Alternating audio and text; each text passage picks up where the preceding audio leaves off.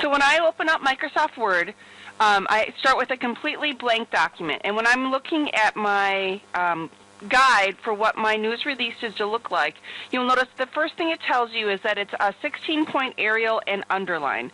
So the first thing I want to do is I want to change my font right here to Arial. And then I'm going to change my font size to 16, and then I'm going to type in the word news release. Please notice that the word news release is keyed in all caps, so I'm going to do that. What else do I need to do with news release? I don't think it's bolded. I think it's just a big font that's going to look like it, but it is underlined, so I'm going to want to make sure I underline that. Okay. Now, the next part about it is you will notice on the very far right of news release, we have the word elect right campaign. I do not want you to hold down the space bar and type it over. That is a huge waste of your time and my time. What we're going to do is we are going to set a tab, and that tab is going to be right aligned. Okay. By default, Microsoft Word has a left tab set every half inch. Okay, so I can hit tab and it will move a half inch, tab, tab, tab, tab, all the way across. Well, who wants to hit tab that many times? Not me. The other thing is by default, the tab is set up as a left tab. If I can have eyes up here. A left tab means everything is going to line up on the left-hand side. We physically want this word to line up on our right margin, so I am going to set and use a right tab. By default, the types of tabs that you change, you can set by using this button right here. And I've gone through and clicked it on a couple times. By default, the type of tab that's going to come up there is going to be a left tab. And has anyone ever taught you the trick? Like if you can't remember which hand is your left hand or your right hand, you look at it and your left hand makes an L, right? If you put your fingers up. Same thing is going to hold true when you're taking a look at your tab. Wherever the vertical line is, that's going to tell you the type of tab it is. So this one right here that I have up there, this is going to be a right tab because the vertical line goes up on the right-hand side. All I need to do is click on this button right here. Now I have a line with a dot next to it. That's going to be a decimal tab. And then I have a center tab. And this is going to be for setting my margins, but there's going to be my left tab. And that's going to be, when you open up Word, that's going to be the icon that's up there. I just was clicking on mine to begin with. So you can just click through this and get to the type of tab that you need to set. And what we want to set right now is going to be a right tab. You're going to have future jobs that you're going to need to set tabs, so this is going to be important for you to know. So the first thing that I do is on the left-hand side, on this little spot right here, I make sure it is the type of tab I want to set. And then all I have to do on my ruler, and if you can't see your ruler, you're going to go to View and click right here to turn your ruler on if you can't see that, okay? So you go to View and make sure the check mark's on your ruler. And then all I need to do, because this is a right tab, is I'm going to click right here on my ruler. And I can drag this to whatever location. And I want to put it right at the very far right margin, which is going to be right difference between the white and the shaded area. Now, the other thing that I want to do is I physically want to go through and have this be a dot leader tab. Okay, Mrs. Grassel, that's pretty fancy words.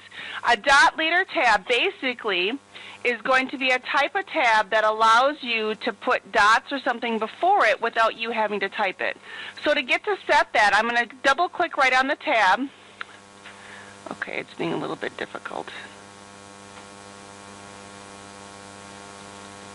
If I double click on the tab, it's going to go ahead and pop up my tab setting window.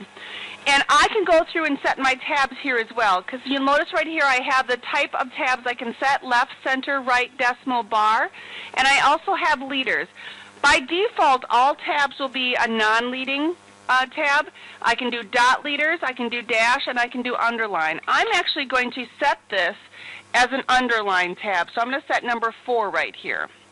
So I just highlight 6.44 where I have it set, and I put this there and click on OK. And now watch what happens is if I hit tab, it went through and gave me an underline. Now I need to set my font size to 12, take off my all caps,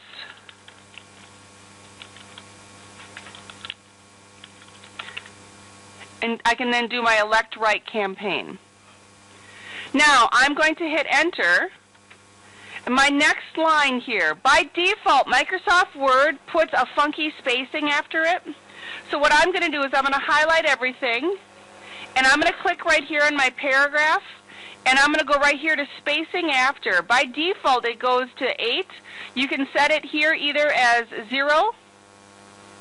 The other way you can take care of exactly the same thing if you don't want to click on this paragraph is you just got to highlight everything and then click right here on no spacing. That did get rid of my tab though, so I liked it better the other way. Okay. Oops. And what that does is when I hit enter, it puts this next line in the correct spot. Now, the address needs to be right aligned. By default, you're set up as left aligned, so I'm going to click on right align, and then I'm going to type in my address.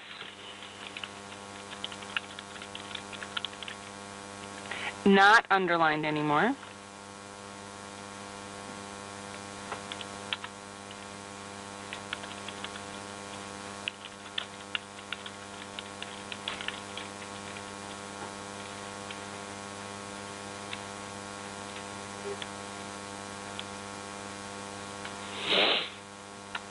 I would hit enter twice, and I'm going to go back to my left align, and then I'm going to key in the word contact, which is going to be bold,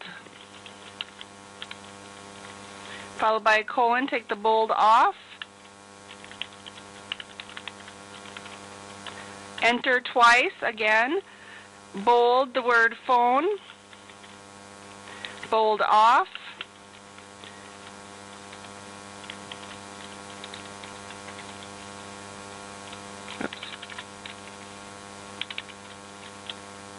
Hit enter twice. Now the word for immediate release needs to be centered and bold. You also notice that it's keyed in all caps.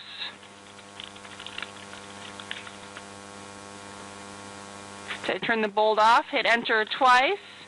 I go back to left align. Christian, you already know how to do all this? You don't need to be watching? I asked you to look up here, not to your computer.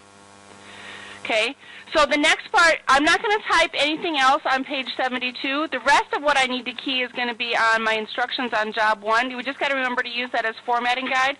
So you will notice that we do have Chesapeake, Virginia, February 6th, and we're going to do 2016 because we're going to be entering in our current year. You will notice that Chesapeake, Virginia, February 6th, 2016 does need to be keyed in all, in bold. Okay.